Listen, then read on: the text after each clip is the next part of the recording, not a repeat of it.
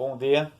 Nessa nossa etapa para a terceira unidade, a gente vai ter o capítulo 7, o capítulo 8 e o capítulo 9. São muitos assuntos, né? Mas nada daquilo que nós já não tenhamos estudado e visto, né, em aula anterior, tá certo? E muitos textos existentes no nosso livro didático, eles seguem também acompanhados de contextos desses textos. Por isso que é um volume grande. Muita coisa daqui é parecido com o assunto de ciências, tá certo?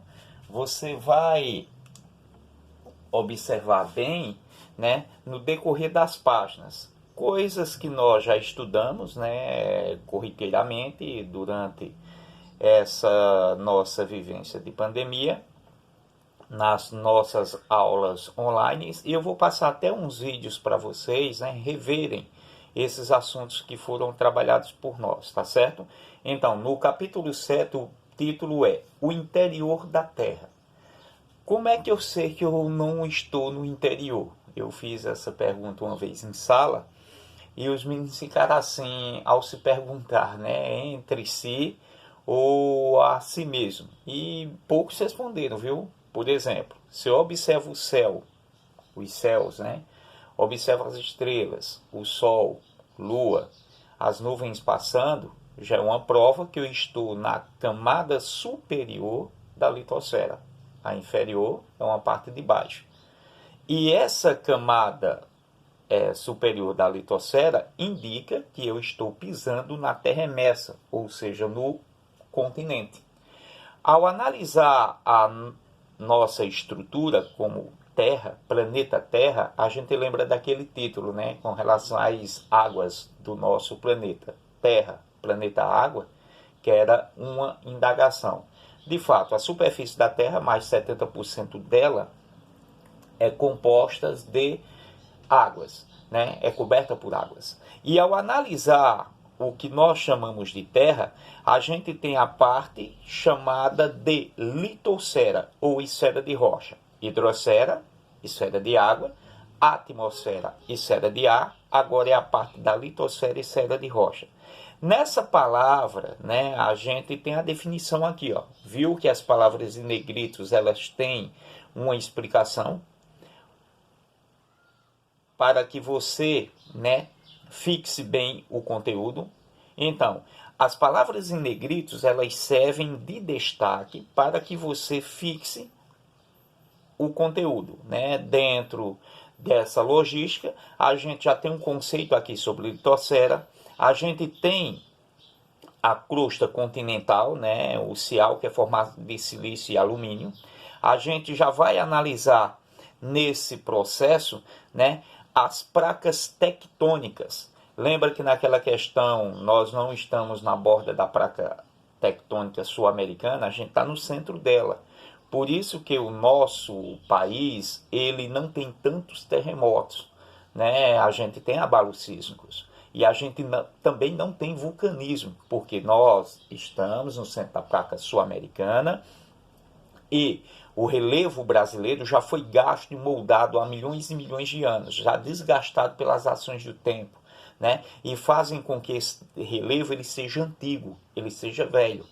E ao analisar essa parte da teoria das placas tectônicas, a gente identifica que o Brasil não sofre tanto como países que estão nas bordas dessas placas, que estão em constante movimento, seja divergente ou convergente. E ao afinco e analisando esses conteúdos, a gente se depara com muitas coisas que nós já estudamos em aulas anteriores, né? As camadas que compõem, né, essa parte do interior da Terra. A gente tem um manto inferior, a gente tem um manto superior, a gente tem um núcleo inferior, tem um núcleo superior, dividido nessas camadas. Mas a parte em que nós estamos é denominado de crosta. A crosta terrestre, ela é onde os seres humanos e grande parte dos animais desenvolvem as suas atividades, principalmente os humanos. É nessa parte em que estão relacionadas as ilhas e continentes. A terra imersa é aquela terra que fica abaixo do nível do mar. Vocês lembram quando eu falo, né, quando eu já falei em sala ali, a gente presente, quando é que eu saio da plataforma continental? É quando eu entro dentro da praia, eu entro dentro da água, né? Eu ainda estou na plataforma continental, mas só que na parte imersa, né? Então eu saio do continente e vou para a parte imersa. Aí essa parte também é denominado de crosta. Só que a crosta terrestre é a parte superior e é o manto a parte inferior, que ele também divide-se em várias partes até chegar ao núcleo, né? E a teoria da deriva continental, ela já foi provada, né, devido aos contornos existentes nos continentes atuais. Por exemplo, a África e a América eram juntas. Vocês lembram dessa teoria que nós trabalhamos lá, né? E a terra ali existente, antigamente, era chamada terra de Gondwana, né? Que foi uma separação da Pangeia, que ela foi se dividindo e ao longo dos milhões e milhões de anos foram tomando formas até estar nos contornos atuais. E ainda essa terra, ela está em processo de transformação. O exemplo, o Japão se encontra sobre 4 placas tectônicas e está se afastando do continente cada vez mais. Esse processo é lento e gradativo. E ao analisar esses fatores, o que vai moldando essas teorias são os agentes internos e externos do relevo, principalmente os externos, no caso os vulcanismos e os terremotos. Então, a deriva continental, a teoria, é uma teoria já provada, que vocês já sabem que esse processo é lento e gradativo. Ao se deparar com a deriva dos continentes, você vai se deparar com a teoria da Pangeia, em que todas as terras eram juntas, né, há 200 milhões de anos. E ao passar dos anos, né, ela foi se moldando até chegar ao contorno que nós tenhamos, que a gente tem hoje, não é? Esse contorno dos continentes. Esse processo ele provoca várias catástrofes, né? A teoria das placas tectônicas ela é provada devido aos movimentos existentes divergentes e convergentes dessas movimentações. Com elas trazem consequências como terremotos, maremotos, que são os tsunamis, e vulcanismo, né? A criação da estrutura dessa crosta terrestre, ela durou milhões e milhões de anos. E ao passar dos anos, ela ainda está se moldando, né? Então, com relação a esses movimentos, a gente tem a destruição da crosta ou a moldagem dela. Observe que o Brasil ele está no centro da placa sul-americana e alguns países estão na borda. E esses países, como o Chile, que estão na borda, sofrem mais os efeitos dessas colisões ou desses afastamentos. Por exemplo, essa é a área do shift aqui na África. Ela está se partindo e abrindo-se como ocorreu aqui com o Mar Vermelho. Você está vendo isso aqui? Né? É a mesma coisa que ocorre na falha de San Andrés. Você observando no mapa, essas estruturas elas fazem parte de um processo de movimentação, ou seja, um processo dinâmico existente na movimentação dessas placas tectônicas, devido à teoria tectônica da movimentação delas. E essas estruturas, elas estão em constante movimento, seja de forma divergente ou de forma convergente, fazendo com que a Terra passe a oscilar, né, se movimentar, nos fenômenos chamados abalos sísmicos e terremotos. E com eles, consequentemente, os tsunamis e os vulcanismos. Os dobramentos eles também são provocados por pressões do magma lá no interior da Terra. É como se o magma estivesse movimentando e dobrando a estrutura, formando montanhas, como vocês estão vendo nesse desenho aqui, não é? Então, é uma bolha de material líquido fervendo no interior da Terra. E quando se encontra uma passagem, uma fissura, para chegar na superfície, aquele material magmático passa a ser denominado de lava. E a lava, ao ser expelida, ela provoca o fenômeno chamado de vulcanismo. o qual nós já estudamos, né? A formação do relevo entre dobras e falhas provocam as montanhas e as grandes cordilheiras. Algumas delas são provocadas por choque. Por exemplo, a cordilheira do Himalaia, uma das mais altas da Terra, foi quando o subcontinente indiano bateu com o continente asiático e provocou um grande dobramento que se tem hoje como uma das maiores barreiras de cordilheiras da Terra, que é a cordilheira do Himalaia, onde está o Monte Everest, um dos mais altos, né, pontos da Terra emersa. Por que eu digo isso? Porque muitas montanhas, também gigantes, estão na Terra imersa, submerso, sobre os oceanos. Não é isso? Então, o tectonismo, você vai analisar os abalos sísmicos e terremotos, identificar nesse processo também os tsunamis, o qual vocês já conhecem, né, esse fenômeno. Vocês também vão analisar o que é sismógrafo nessa revisão sua, o que é escala Richter, né? Tá vendo que as palavras já vêm destacadas em negrito? E também tem a escala de Mercalli, né? Essas escalas, elas medem a intensidade e a força de um tremor. Você vai analisar o que é hipocentro e epicentro, vai identificar o que é vulcanismo, o que são vulcões, como são as estruturas, né, desse vulcão. Lembra que uma vez, eu acho que em sala, ainda logo nas nossas experiências lá, eu levei um conezinho produzido lá pelos meninos. Ao analisar esse contexto, você depara-se com o Círculo de Fogo do Pacífico. É onde estão as maiores falhas, né, do nosso planeta. E essas falhas, elas passam a ser sentidas em todos os países que fazem parte do Oceano Pacífico. Dentre estes, o mais que sofre com essas ações são, né, países como o Japão e o Chile.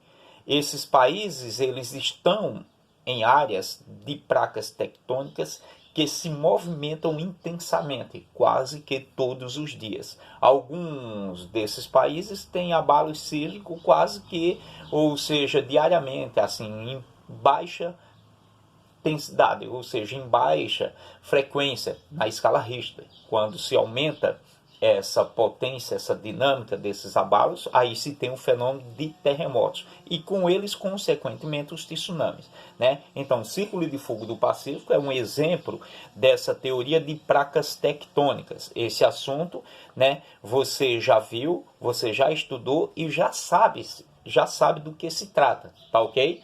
Passando para a parte do capítulo 8, você tem a Terra, a estrutura e composição, né? Nesse processo é muito parecido com o conteúdo de ciências. A gente fez até atividades com esse conteúdo, né? Aí você vai analisar os tipos de rochas, novamente, que esses tipos de rochas, eles são divididos em 3 partes, né? Que é chamado rochas ígneas, né? Ou magmáticas, metamórficas e sedimentares. Essas rochas, elas passam, né, por um processo de transformação lento e gradativo. E ao analisar todo esse conteúdo, você vê o ciclo das rochas, que é um resumo daquilo tudo que eu passei aqui anteriormente. Não é isso? Então, você vai identificar o que são rochas metamórficas, o que são rochas sedimentares e quais são as rochas ígneas nesse processo. E identificando os agentes internos, modeladores do relevo, e os agentes externos. Desses agentes externos, você tem o intemperismo, você vai identificar o que é intemperismo, né? Aqui em negrito já está explicando o que é isso. Esses fenômenos físicos e químicos fazem também um processo de moldação na rocha matriz, na rocha mãe. E os tipos de erosões. Vocês vão analisar os tipos de erosões. Erosão pluvial, erosão eólica, erosão marinha. E eu trabalhei esse processo de erosão uma vez lá com vocês, mostrando o rio Siriene, o vale do rio Siriene, e aqui no Morro de Aurora, no meu município. Fiz as filmagens e passei para vocês. Ao se deparar com esse conteúdo, você vai identificar as formas de relevo. Quais são essas formas de relevo? Planalto, continental, talude, né? Montanhas, planaltos, aí eu tenho serras, planícies, depressões, né? Chapadas, mar de morros, né? E entre outros. Ao identificar que nesse desenho, conforme está aqui, você já tem uma noção de que se trata. Por exemplo, o que é um planalto? O planalto geralmente, né, a gente subentende que é um plano no alto, mas nem sempre é um plano no alto. Por exemplo, Barra de Guabiraba e Camusim e Bonito estão no Planalto da Borborema. Só que Bonito e São Joaquim, aí quem é de São Joaquim de Bonito, como a gente já explicou em sala, eles estão na borda desse Planalto, na parte mais baixa. Não é isso? Ao subir de Bezerros, ao subir de São Joaquim e ao subir de Bonito para ir para Camusim, você subiu uma parte do Planalto da Borborema. E vindo para Barra, você desceu uma parte do Planalto da Borborema para uma área que é tida como um buraco, onde as águas da região escorrem para cá. Por isso que aqui dá muita enchente. Então, nem sempre um planalto, por exemplo, é um plano no alto. Ela tem suas características como montanhas, elas têm também como depressões nessa área de planalto. Agora, tudo moderado, né? Não é uma região em que tudo é plano, mas existem as oscilações, como pequenas depressões, uma cadeiazinha de montanha, uma área toda plana, alta, como Camusim, né, que é quase plano aí em sua totalidade, onde está a cidade. Aí dá para você identificar que o plano alto nem sempre é um plano no alto, existem as oscilações do relevo. E ao identificar as formas de relevo, você vai passar para a formação do solo. Como é que o nosso solo foi formado e quais são os tipos de solo? A gente estudou desde o solo arenoso ao solo, né, umífero, formado por humus. E esse processo de formação ele foi lento e gradativo também. Né? As posições existentes em acumulação desses sedimentos deu características a diferentes tipos de solo. Né? Esses solos eles são importantes para serem analisados porque uma boa parte na estrutura da ciência faz com que a gente identifique qual é o melhor solo para plantar, qual é o melhor solo para se criar animais, qual é o melhor solo, né, adequado para que os seres humanos desenvolvam as suas atividades agrícolas, né, e as suas atividades também de construções. Por exemplo, não se constrói em cima de areia, vai encontrar solo rígido e resistente para fazer a edificação. Por isso que é caríssimo construir uma casa em praia, porque a edificação vai ser muito profunda, porque o solo mais rígido, mais fixo, está em determinada profundidade. E na parte em que está a areia, esse tipo de solo arenoso, ele é mais, né, fragmentado, devido às ações da erosão marinha. Água mole em pedra dura, tanto bate até que fura. Já ouvi esse ditado, não é? Então, essas transformações no solo, provocadas pelos agentes erosivos, fazem com que a gente tenha de noção de praia. Praia é aquela margem, né, ali, a área, faixa de areia que fica perto do mar. Ali é a praia. Ao sair da praia, você já entra no mar. Né? Não é interessante isso? Então, aquele tipo de solo é um solo arenoso. Ao analisar esses tipos de solo, você vai identificar a importância da agricultura sustentável, você vai analisar a estrutura de alguns tipos de terra, né? Qual a importância delas para a agricultura e analisar também a importância da minhoca, por exemplo, né? Você trabalhou com a gente esse mesmo conteúdo, lembra? Que nós juntos, né, construímos algum entendimento a respeito dela e vocês produziram qual a importância da minhoca e assistiram ainda alguns vídeos a respeito. E nesse termo aqui você vai analisar os tipos de solo, como massapê, terra roxa, para identificar a importância delas.